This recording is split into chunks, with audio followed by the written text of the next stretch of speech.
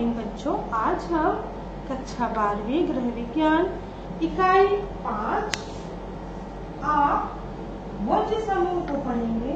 इससे पहले पिछली क्लास में हमने वनस्पतिज पदार्थों को पढ़ा था भोज्य समूह के अंतर्गत, जिसमें शाक, भाजी, अनाज, दाल, फल, विभिन्न प्रकार के फल, छोटे फल, रसीले फल, है ना, इन सबको पढ़ा था। आज हम पढ़ेंगे प्राणिज आहार।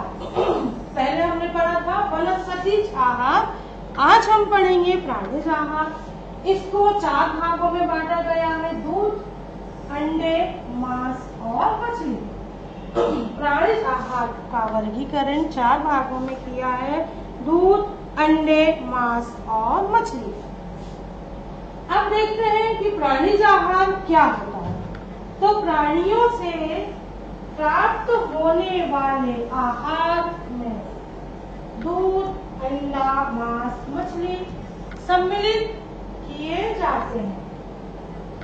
फिर से सुनिए, प्राणियों से प्राप्त होने वाले आहार में दूध, अंडे, मांस और मछली सम्मिलित किए जाते हैं। इनमें दूध के अतिरिक्त अन्य प्राणिज पदार्थों को उपयोग संपूर्ण भारतवर्ष में स्वतंत्रता पूर्वक नहीं किया जाता है। जिसमें दूध के अतिरिक्त अन्य प्राणिज पदार्थों का उपयोग संपूर्ण रूप से भारतवर्ष में स्वतंत्रता पूर्वक नहीं किया जाता, किंतु पाश्चात्य देशों में इन्हें आहार में बड़ी उदारता पूर्वक क्या किया है, सम्मिलित किया जाता है। अब हम देखते हैं सबसे पहला जो था अंडा। प्राणियों से प्राप्त होने वाले भोज्य पदार्थों से दूध के समान ही महत्वपूर्ण स्थान अंडे का है। जो प्राणियों से भोज्य पदार्थ प्राप्त होते हैं उनमें दूध के समान ही महत्वपूर्ण क्या है, अंडा है। साधारणतः एक अंडे का वजन 22.5 औंस रहता है। इसमें करीब 60 से 80 कैलोरी उष्णता प्राप्त होती है। एक अंडे से लगभग 60 से 80 कैलोरी उष्णता प्राप्त होती है। अंडे में प्रोटीन, स्निग्ध पदार्थ जो चिकनाई उत्पन्न करते हैं, लौह लवण, गंधक तथा विटामिन ए, बी और B2 और विटामिन डी भी पाए जाते हैं। अंडे में प्रोटीन, स्निग्ध पदार्थ, लौह लवण, गंधक तथा विटामिन ए, बी, B2 और डी भी पाए जाते हैं। इसके अतिरिक्त अच्छे पोषक के लिए प्रतिदिन एक अंडा ग्रहण करना चाहिए या प्रति सप्ताह 4 अंडे। अगर प्रतिदिन एक अंडा आप नहीं लेते तो एक हफ्ते सप्ताह में 4 अंडे आहार में सम्मिलित करना लाभदायक होता है।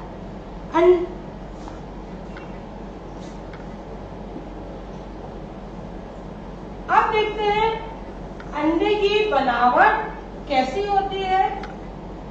ये आप चित्र में देख रहे हैं अंडा इस शेप का। सभी बच्चे परिचित होंगे, सबने देखा होगा कि अंडा कैसा होता है, ऊपर से सफेद होता है, अंडाकार शेप, इसीलिए उसको अंडाकार शेप बोलते हैं।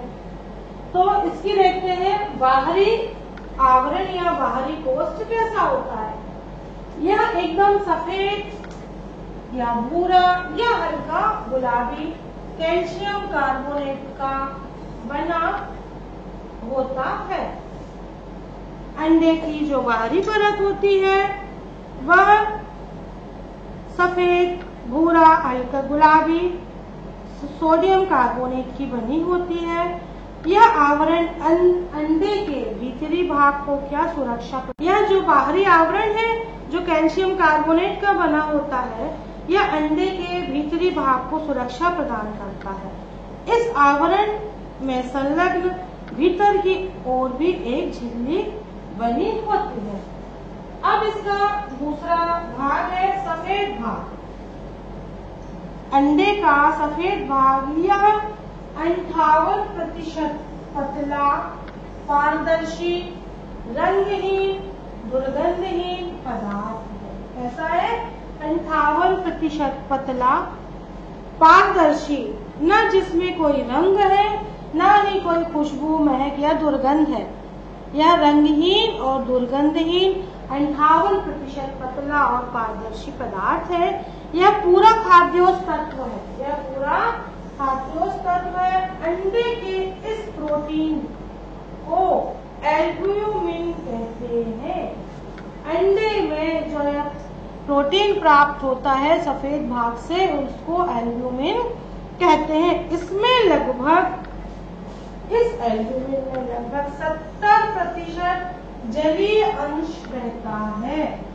इसमें लगभग 70% जलीय अंश रहता है। इसमें कैल्शियम, गंधक और विटामिन B2 घुलनशील स्थिति में रहते हैं। अंडे की सफेदी का उष्णता के माध्यम से गाढ़ी और अधिक श्वेत हो जाती है। इसे कच्चा ही पीने से पाचन ठीक हो जाता है।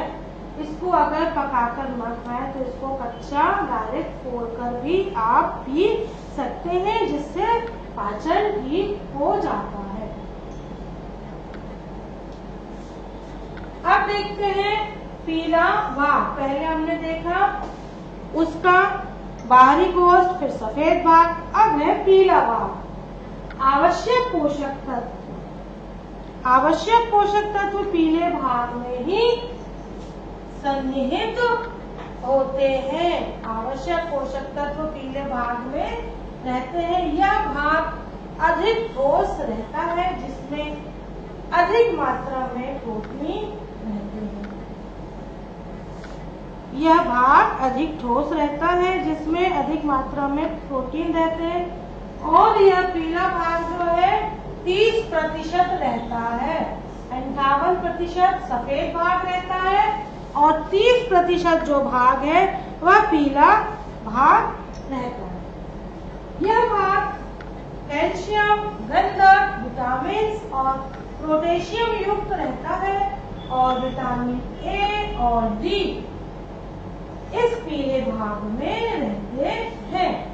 इस पीले भाग में कैल्शियम, गंधक, विटामिन और पोटेशियम रहता है और इसमें विटामिन A और D पीले भाग के द्वारा हमको प्राप्त होता है। अब देखते हैं कि अंडे के द्वारा हमको कौन कौन से पदार्थ कितनी मात्रा में प्राप्त होते हैं। जिसमें है प्रोटीन, ये 17% प्राप्त होता है।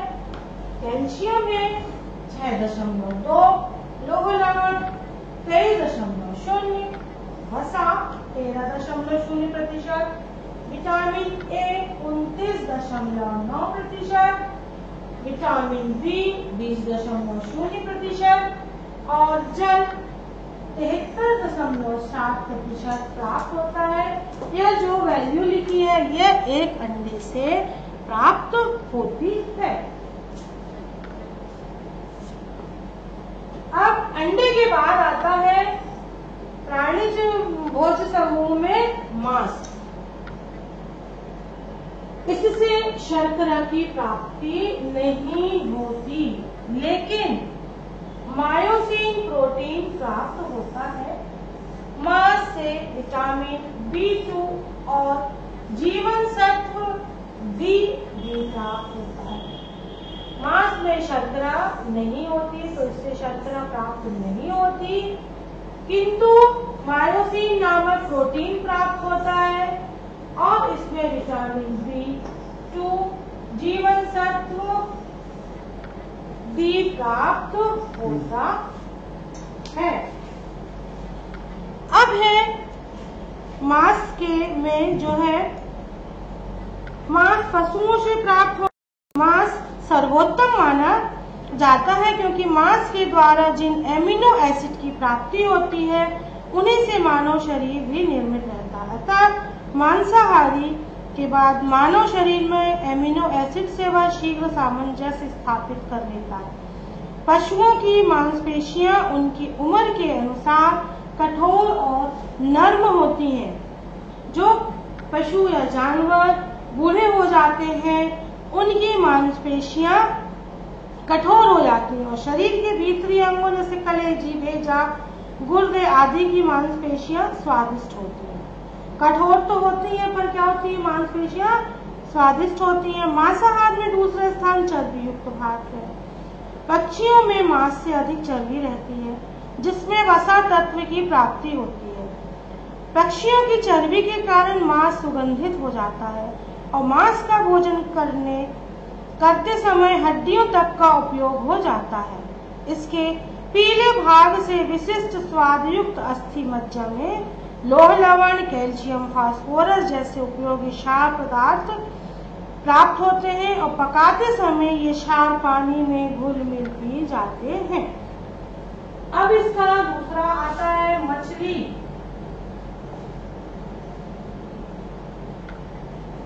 दूसरा मछली संसार का लगभग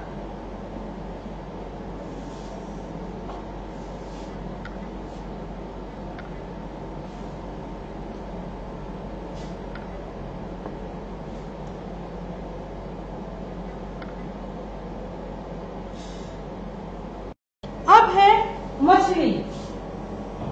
तो संसार का लगभग 3.5% भाग खाद्य पूर्ति का स्रोत मछली है। इससे अधिक मात्रा में वसा तत्वों की प्राप्ति होती है और विटामिन ए और डी भी मछली के द्वारा प्राप्त होते हैं। क्या होते हैं मछली के द्वारा प्राप्त? विटामिन ए और डी भी मछली के द्वारा प्राप्त होते हैं। भारत में कम, विदेशों में 95 से 100% तक है। विदेशों में मछली का स्रोत 95 से 100% तक आहार के रूप में, खाद्य के रूप में इसकी प्रयोग किया जाता है। मांस की अपेक्षा मछली का कैलोरी मूल्य क्या होता है? कम होता है। इसे ग्रहण करने के लिए विशेष रुचि और स्वाद विकसित करना जरूरी है, क्योंकि मछली पकाई जाने पर एक अलग प्रकार की गंध उत्पन्न करती है जो सभी को पसंद नहीं आती। इसलिए इसमें विशेष रुचि और स्वाद अपन को विकसित करना पड़ता है। मछली में कांटे और छोटी छोटी हड्डियों को निकाल देने के बाद बहुत अधिक अंश इसका व्यर्थ चला जाता है और मछली के वजन का 50% भाग ही उपयोग में होता है और 50% भाग व्यर्थ चला जाता है, क्योंकि उसके कांटे और हड्डियां निकल जाती हैं। इसलिए यह एक सस्ता आहार है। मछली को एक सस्ता आहार भी माना जाता है। इसके साथ ही अधिक मात्रा में वसा तत्वों की क्या होती है? प्राप्ति होती है और मछली में जो प्रोटीन रहता है वह उत्कृष्ट स्तर का रहता है। फास्फोरस और समुद्री मछलियों से आयोडीन की प्राप्ति भी होती है और बालकों की वृद्धि, बालकों के रोग भी मछली को उपयोग करने से होते, किंतु मछली का तेल कॉड लिवर ऑयल अधिक ऊर्जा उत्पन्न करता है। मछली के द्वारा जो कॉड लिवर ऑयल प्राप्त होता है वह अधिक ऊर्जा उत्पन्न करता है। यह विटामिन ए का अच्छा स्रोत है। अब आता है दूध। तो दूध गाय, भैंस, बकरी दूध से प्राप्त होती है।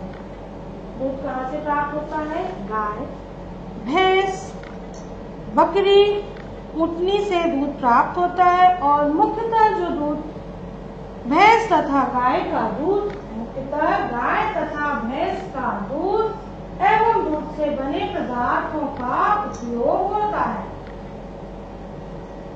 अब दूध से प्राप्त होने वाले भोजन तत्व, पहला प्रोटीन। इसमें केसीन नामक प्रोटीन 3 से 3.5% मात्रा में पाया जाता है और लैक्टो एल्ब्यूमिन नामक खाद्योश प्राप्त होता है जो सुपाच्य होता है। कौन सा? लैक्टो एल्ब्यूमिन नामक प्रोटीन जो प्राप्त हो, खाद्योश जो प्राप्त होता है वह क्या होता है? सुपाच्य होता है। यह एक रंगहीन तरल शर्करा युक्त द्रव है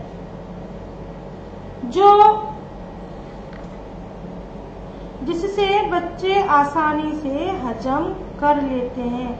यह जो लैक्टो एल्ब्यूमिन नामक पदार्थ है जो सुपाच्य होता है, यह बच्चे आसानी से क्या कर लेते हैं? हजम कर लेते हैं। और ग्लोब्यूलिन नामक खाद्य जो रंगहीन तरल शर्करा युक्त है जो महिलाओं प्रसव के कुछ दिनों तक दूध विद्यमान रहता है, बाद में उपरोक्त अन्य प्रोटीन तत्वों में परिवर्तित हो जाता है।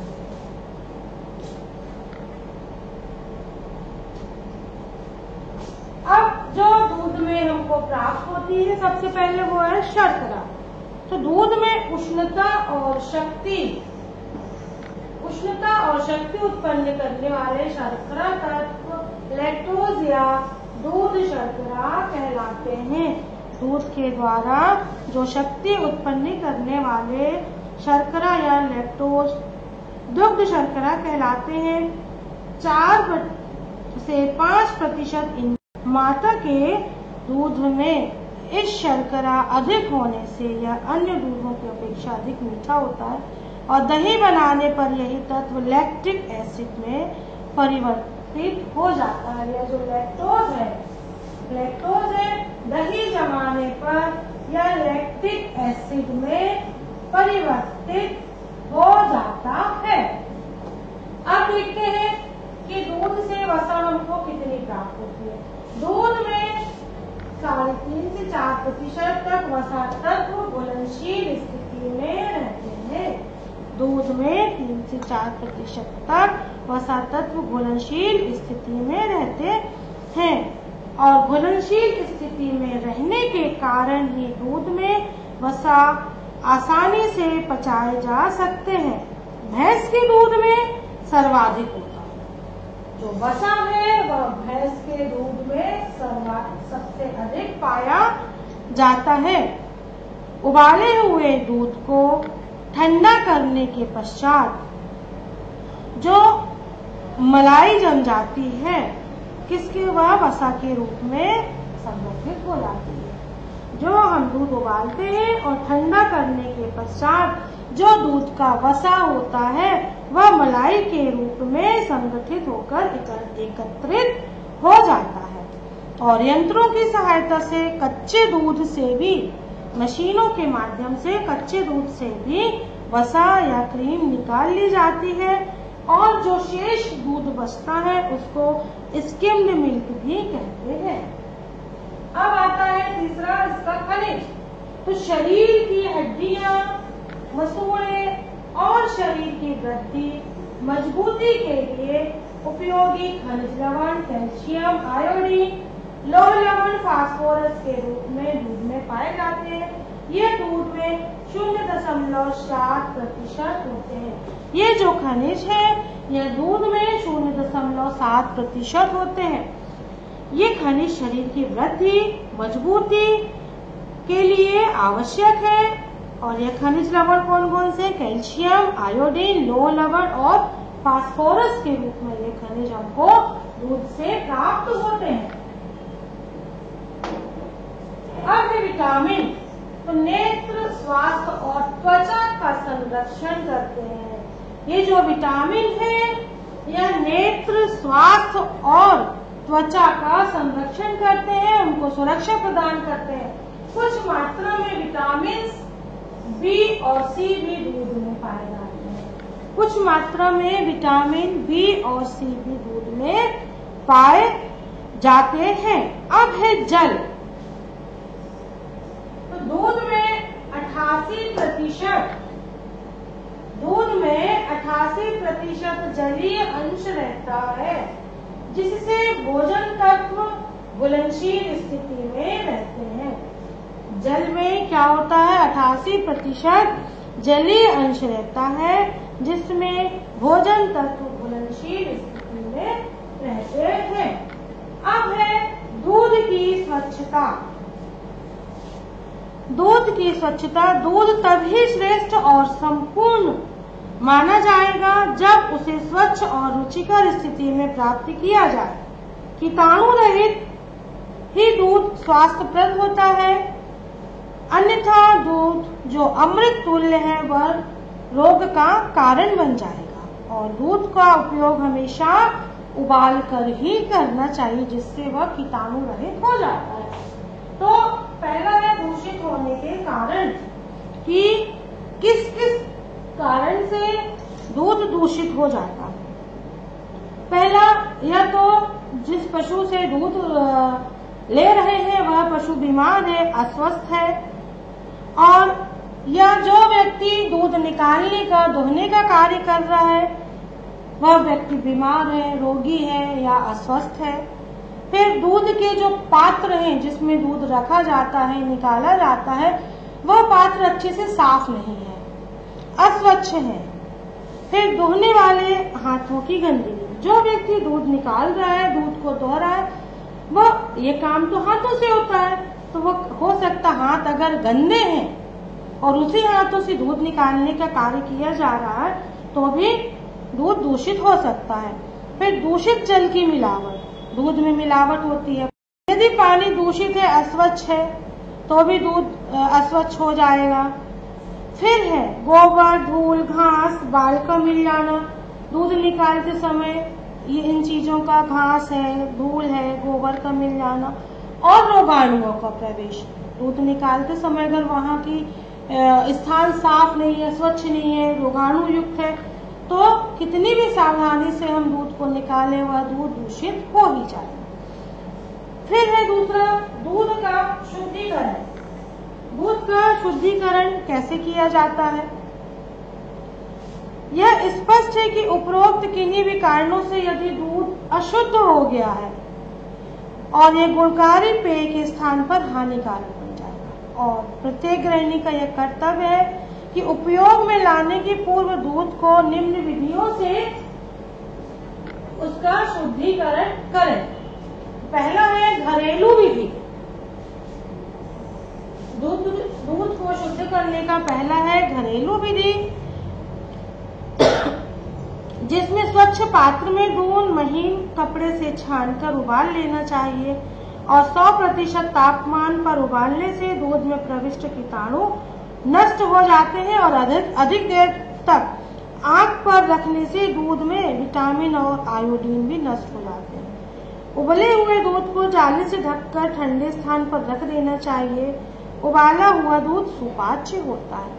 फिर दूसरा है यांत्रिकी विधि। यांत्रिकी विधि मतलब मशीनों के द्वारा जो दूध निकालते हैं, इसे पास्चराइजेशन कहते हैं।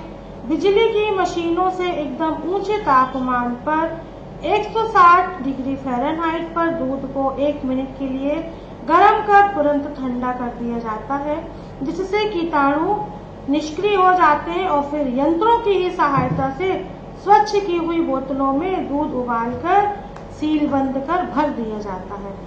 इस तरह का दूध वितरण केंद्रों से प्राप्त होता है। अब आता है कि दूध एक संपूर्ण आहार के रूप में इसका प्रयोग कहां कहां पर अत्यधिक होता है।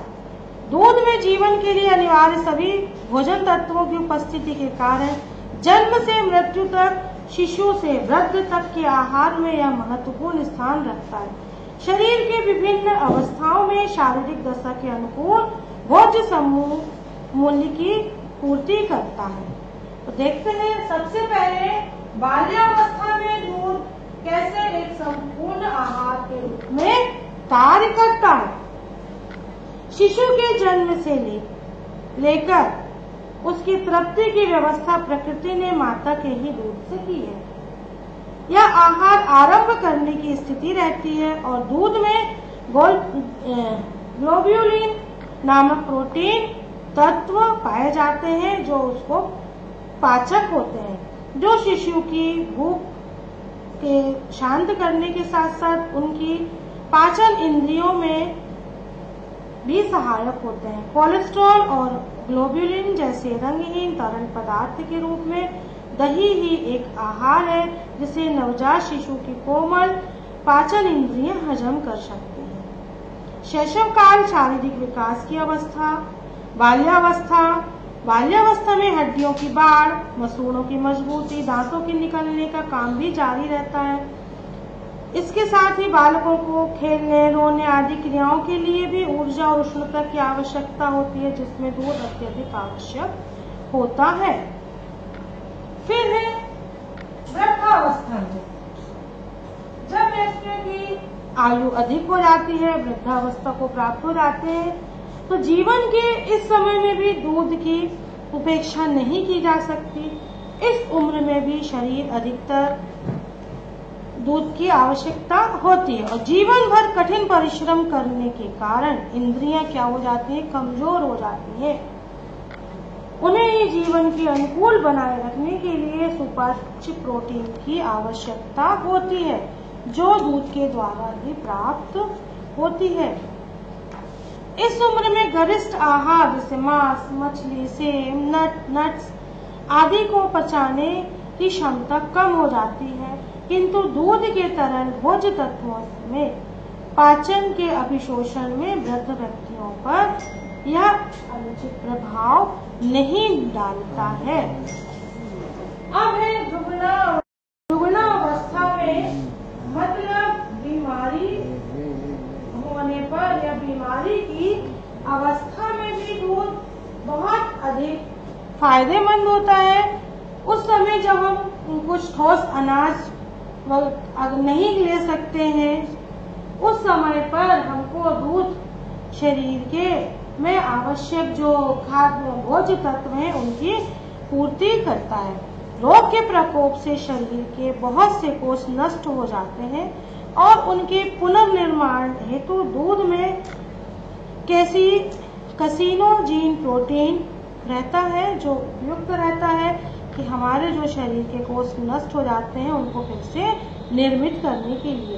रोग की स्थिति में अन्य ठोस आहार बंद कर दिए जाते हैं, जिससे शरीर को शक्ति कैसे प्रदान की जाए, तो दूध का उपयोग किया जाता है और दूध में शर्करा और स्निग्ध तत्व ही श्रेष्ठ होते हैं। दूध तरलता के कारण एक उत्तम पेय के रूप में रोगी की पाचन इंद्रियों के अनुकूल रहता है। दूध में जीवन तत्वों की उपस्थिति रोग प्रतिरोधक शक्ति उत्पन्न करती है। फिर आता है गर्भावस्था के दौरान। एक गर्भवती स्त्री को अपने दैनिक आहार में 450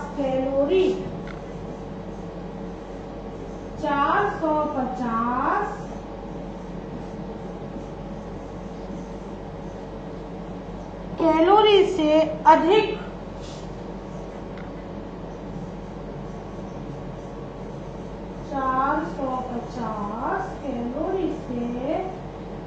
उष्णता की उत्पन्न करने वाले आहार की आवश्यकता होती है, क्योंकि उसके शरीर में एक छोटा भ्रूण का विकास हो रहा है जिसे प्रोटीन की आवश्यकता है और यह प्रोटीन दूध के द्वारा पूर्ण होता है।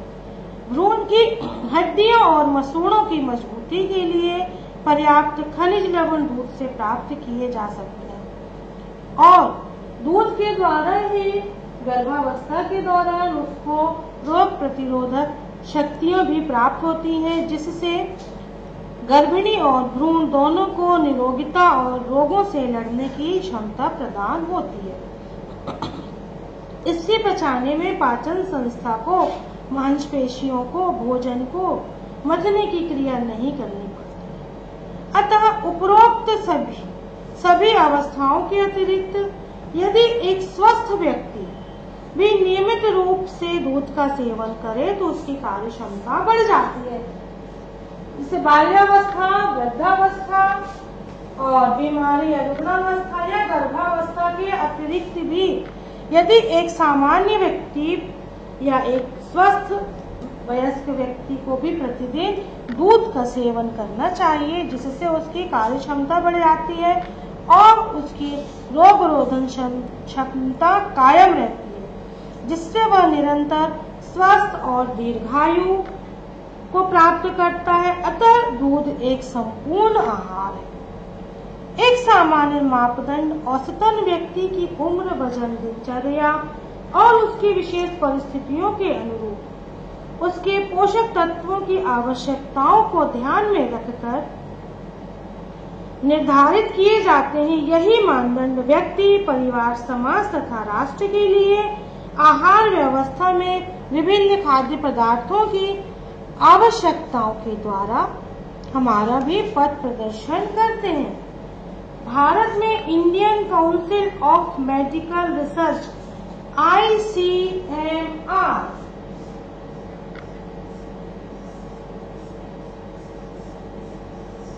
भारत में Indian Council Medical Research ICMR की पोषण आहार सलाहकार समिति ने भी इस दिशा में महत्वपूर्ण कार्य किए हैं और कुछ मापदंड निर्धारित किए हैं। इन मापदंडों से हमें व्यक्ति के लिए उसी calories, protein, calcium, iron, vitamin A, thiamine, riboflavin, vitamin C आदि, विटामिन डी की आवश्यकताओं को बोध होता है और